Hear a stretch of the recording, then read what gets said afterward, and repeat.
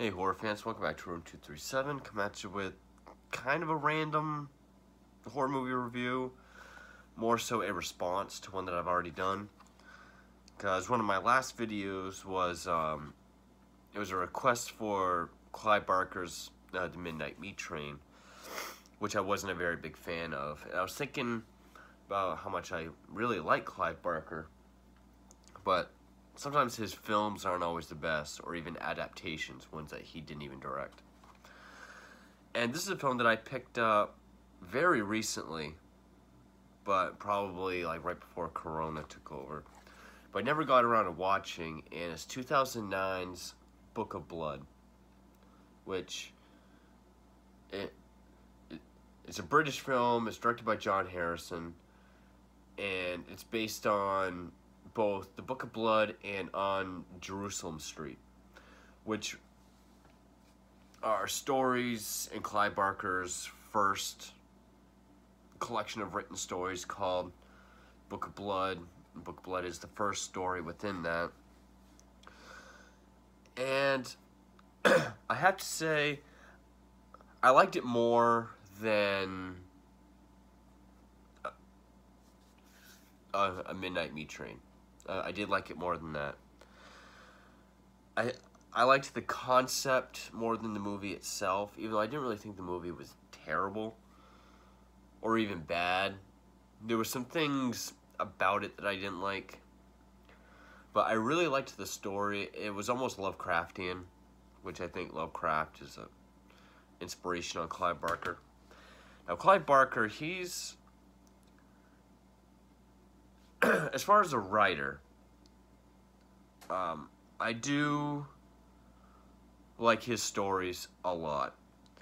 You know, whether it be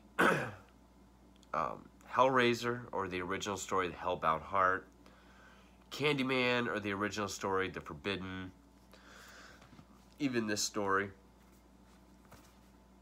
or his other films. I had seen Nightbreed, I believe it's called, and Body Bags years ago. I don't really remember much from them. Do plan on seeing them again.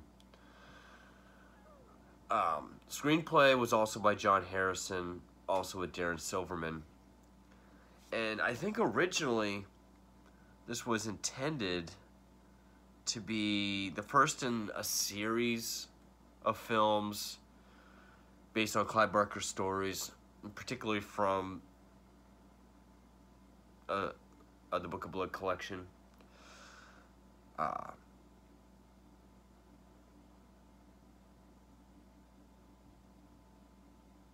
It's actually the 7th story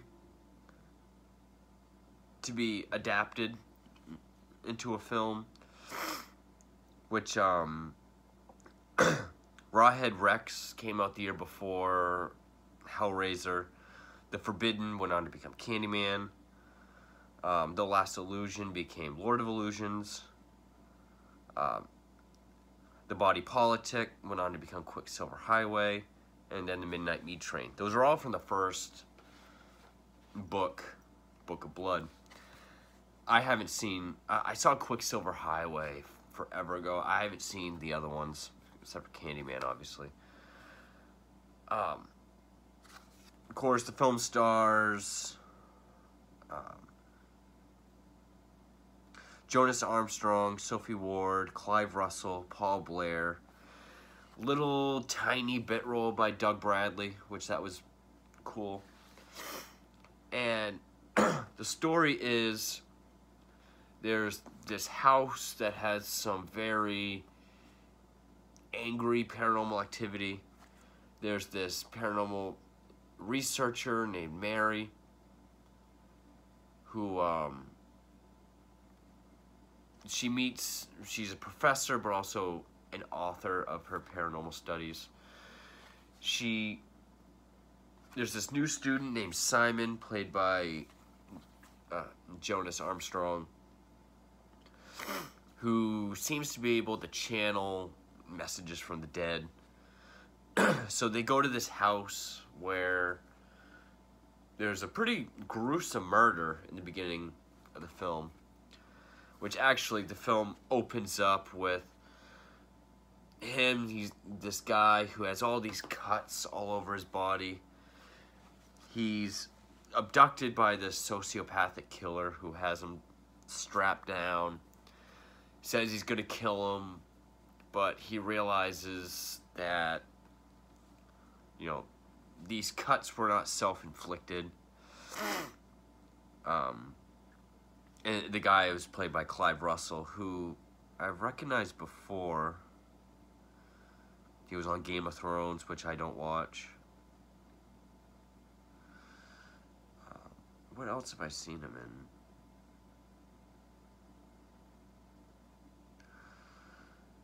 in? Oh, he was in Sherlock Holmes. 2010 remake of Wolfman.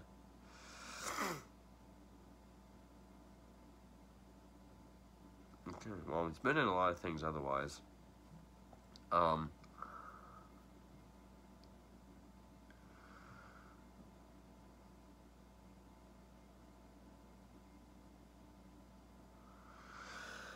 He gives them the choice to have a quick and painless death if he tells them the story of the Book of Blood, which is what all these cuts are. They're the stories from the dead that are manifesting their story through cuts. Or he can be tortured slowly, so he tells them the story. Which is kind of a horror movie cliche that I get tired of. Opening up at either the middle or the ending, going back and moving forward. Some movies can do it well. I mean, Scorsese's done it a few times with his crime films, Goodfellas, Casino. It works with those. A lot of times when horror movies do it, it doesn't work that well. But there's this girl, we get the idea, she's kind of goth. She's been tampering with stuff she shouldn't have been tampered with. And she's thrashed around and raped by this invisible entity, kind of like the movie The Entity from the early 80s. And we see her face start to get pulled and ripped, which when paramedics come, a decent effect, prosthetic effect, where her face is completely ripped off, but her eyeballs are still there. She's kind of, because her face is gone.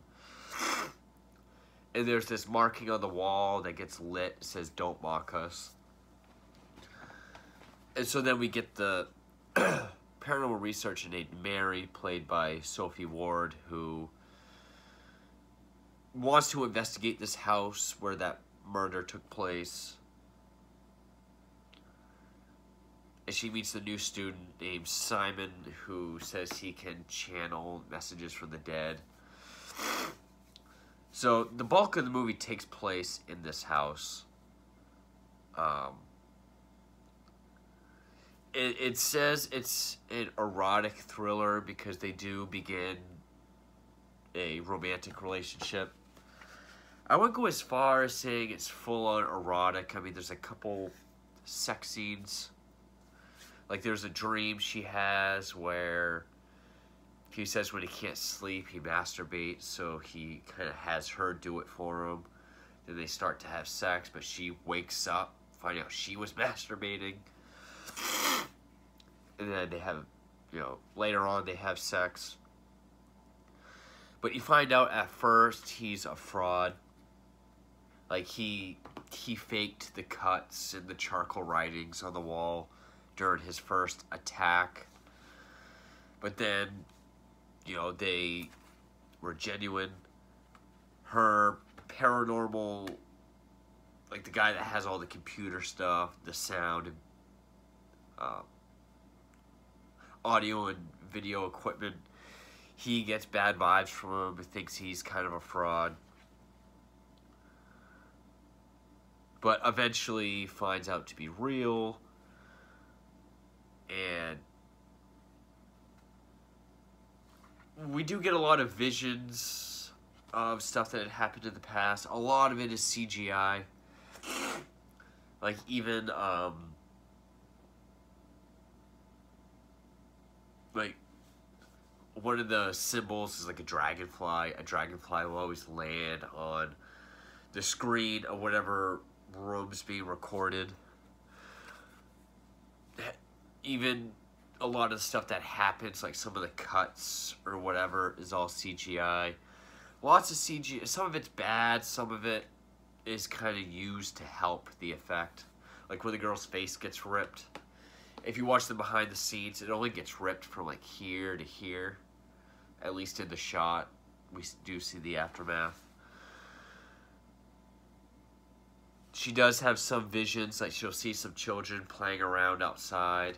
The ghostly, gravely faces are kind of CGI. The whole "don't mock us" kind of becomes a motif of, because where he faked some of the attacks, and you're guessing he's done this before. The ghosts are really pissed off at him. And it all pretty much just leads up to, you know, that a wraparound, which I understand in Clive Barker's original book, Book of Blood, it does have a wraparound story. So it has that. And I'm guessing the whole haunted house aspect is the on Jerusalem Street. I get the idea of having a bookend story or the wraparound. So I guess it's not really like what you see where it opens up, goes back, and works forward. I guess it's not so much that. But pretty much how Simon got to that place. There's a part where, you know, she's about to throw Simon out for being a fraud, but he says, you know, I was a fraud, but now this shit's really happening to me. And I thought the CGI in this shot did look kind of cool, because all these spirits, like the room he's staying in really opens up, and, you know, like the walls aren't there anymore. It almost looks like this, almost kind of like a hellish kind of realm of just roads and hills going on forever, kind of looking like hell. All these ghostly figures just walking around. There's a line about how there's how there's like a highway of dead, and once in a while they'll stop and tell you their story. And so she says, I will get all of your stories and I will tell them to the world. And they pretty much use Simon's body as sort of the paper or the canvas to tell their story. So their romance pretty much ends, and she ties him up on like this cross and watches all these cuts come across his body, which she then puts into story form. And then he escapes, and she has Clive Russell, you know, she pretty much pays him to find him, kill him, and skin him, which he does. And of course he dies because he's got the suitcase full of his skin, but it starts overflowing with blood. It fills the cabin up, and he drowns. Which I like the effect of the window. Like, it starts going up, and, you know, we see his face pretty much underwater, like under the blood, up against the window. And it ends with her holding up his skin and the light shining through the cuts, saying the stories will continue. So I thought the story, the concept was better than the film itself. I'm sure the source material reads a lot better. Doug Bradley, he's in a couple scenes where we get some time ago, he was this sort of, I guess, Anton LaVey or Aleister Crowley, kind of a cultist, who was trying to conjure some stuff up, and then he too was killed for mocking them. He's doing his really deep pinhead voice. But it was cool to see Doug Bradley in another Clive Barker film or adaptation. One cool effect was, because we see it happen so much to Doug Bradley, but we see it happen to Mary. A ghost is like covering her mouth, but they're invisible. So we see like the depression of her skin. Like, you know, we can see like where the fingers are and her mouth kind of, you know, I did like that effect. The CGI wasn't really awful, save for maybe like the dragonflies. But yeah, it's not so much, I wouldn't call it as erotic as, you know, say like Eyes Wide Shut or something. I did like the movie. I liked it way more than, say, Midnight Meat Train. Maybe it would have been better if Barker himself had directed it, but I didn't really think it was that bad of a movie. Again, I think the concept was bigger and better than the film itself. I guess that's my overall consensus. Other than that, there's really not much to say about it, but that is Clive Barker's Book of Blood from 2009. Thank you for watching.